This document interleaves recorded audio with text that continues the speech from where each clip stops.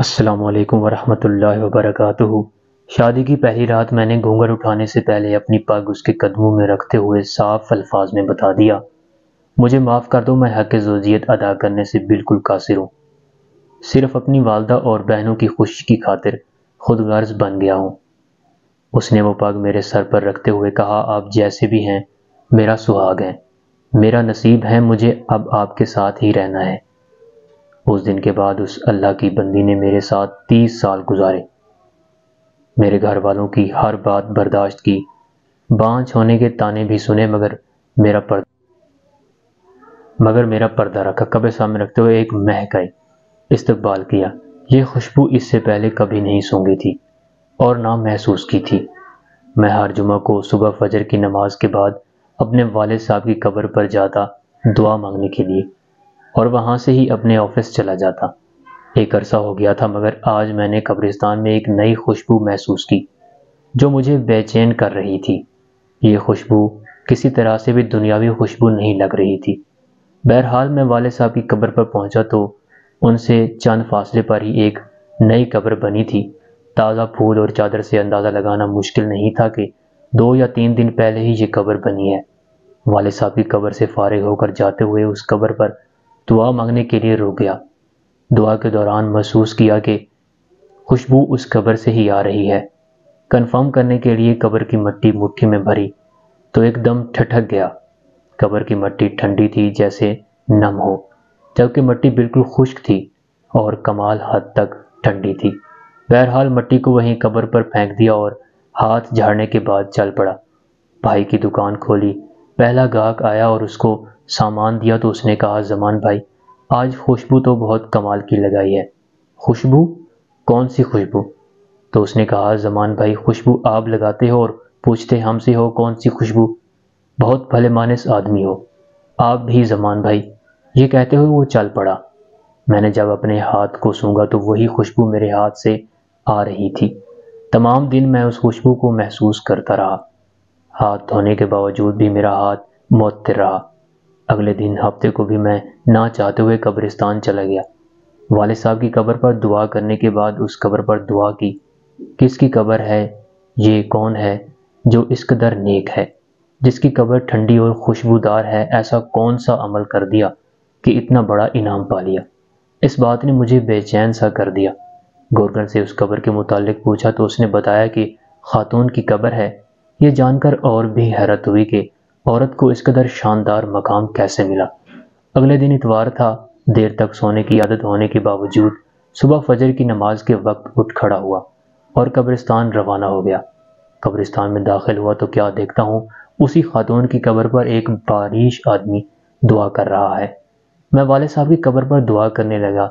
دعا کے بعد میں اس آدمی کی طرف دیکھا جو ابھی دعا مانگ رہا تھا۔ جیسے ہی وہ دعا سے فارغ ہوا تو باہر کی جانب چل پڑا۔ اس کو جاتے دیکھ کر میں بھی اس کے پیچھے ہو لیا۔ جیسے ہی وہ دروازے سے باہر نکلا میں نے آواز دی، سر بات سنیں، 1 منٹ پلیز۔ جی فرمائیں۔ سر میں معذرت چاہتا ہوں، میں نے آپ کو تکلیف دی، مگر میں آپ سے ایک بات پوچھنا چاہتا ہوں اگر آپ اجازت دیں تو۔ جی آپ پوچھیں، کیا بات ہے؟ انتہائی محبت سے اس شخص نے جواب دیا۔ شکریہ سر، جزاک اللہ۔ میں دراصل جاننا چاہ رہا تھا یہ کن کی قبر ہے جہاں دعا کر رہے تھے؟ اگر آپ مناسب سمجھیں تو بتا دیجئے۔ یہ آپ کیوں پوچھ رہے ہیں؟ اس نے سوال کیا۔ دراصل اس قبر سے آنے والی خوشبو نے مجھے بے چین کر دیا ہے۔ ایسی خوشبو میں نے آج تک محسوس نہیں کی۔ مجھے یہ دنیاوی خوشبو نہیں لگتی۔ میں جاننا چاہ رہا تھا کہ صاحب قبر نے ایسا کون سا عمل کیا کہ یہ مقام ملا کہ قبر ٹھنڈی اور خوشبودار ہو گئی۔ یہ سن کر اس شخص نے ٹھنڈی آہ بھری اور کہا، قبر ٹھنڈی اور خوشبودار کیوں نہ ہو، اس نے اللہ تعالیٰ کو راضی ہی ایسے کیا ہے۔ جی میں یہی جاننا چاہ رہا تھا کہ ایسا کون سا عمل ہے جس سے یہ سعادت نصیب ہوئی۔ تو اس نے بتایا کہ یہ میری زوجہ کی قبر ہے۔ 30 سال ہماری رفاقت رہی۔ میں 4 بہنوں کا اکلوتا بھائی ہوں۔ میری بہنوں اور ماں کو میرا صحرا دیکھنے کا بے حد شوق تھا۔ سرکاری نوکری ملتے ہی چاند سی دلہن کی تلاش شروع کر دی گئی۔ یوں دنوں میں لڑکی کی تلاش کا کام مکمل ہوا، شادی ہوئی اور ماں بہنوں نے اپنے ارمان دل کھول کر پورے کیے۔ شادی کی پہلی رات میں نے گھونگھٹ اٹھانے سے پہلے اپنی پگ اس کے قدموں میں رکھتے ہوئے صاف الفاظ میں بتا دیا، مجھے معاف کر دو، میں حق زوجیت ادا کرنے سے بالکل قاصر ہوں، میڈیکلی طور پر مکمل انفٹ ہوں، صرف اپنی والدہ اور بہنوں کی خوشی کی خاطر خود غرض بن گیا ہوں۔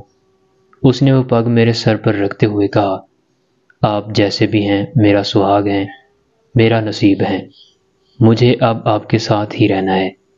اس دن کے بعد اس اللہ کی بندی نے میرے ساتھ 30 سال گزارے، میرے گھر والوں کی ہر بات برداشت کی، 5 ہونے کے طعنے بھی سنے، مگر میرا پردہ رکھا۔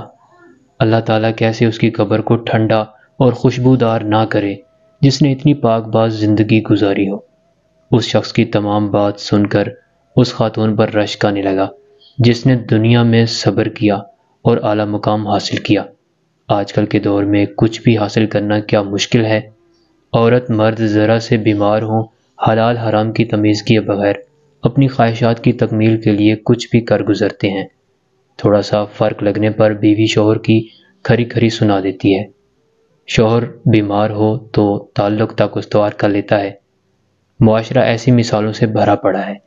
صبر کا دامن ہم نے چھوڑ دیا ہے، سارا کچھ صرف دنیا میں ہی لینا چاہتے ہیں، آخرت کی کوئی امید نہیں رکھتے۔ اللہ تعالی ہمیں دین کو سمجھنے، اس پر عمل کرنے کی توفیق عطا فرمائے، آمین۔ عورت مرد دونوں کو ایک دوسرے سے بڑھ چڑھ کر دین کے معاملے کو مضبوطی سے تھامنے کی ضرورت ہے۔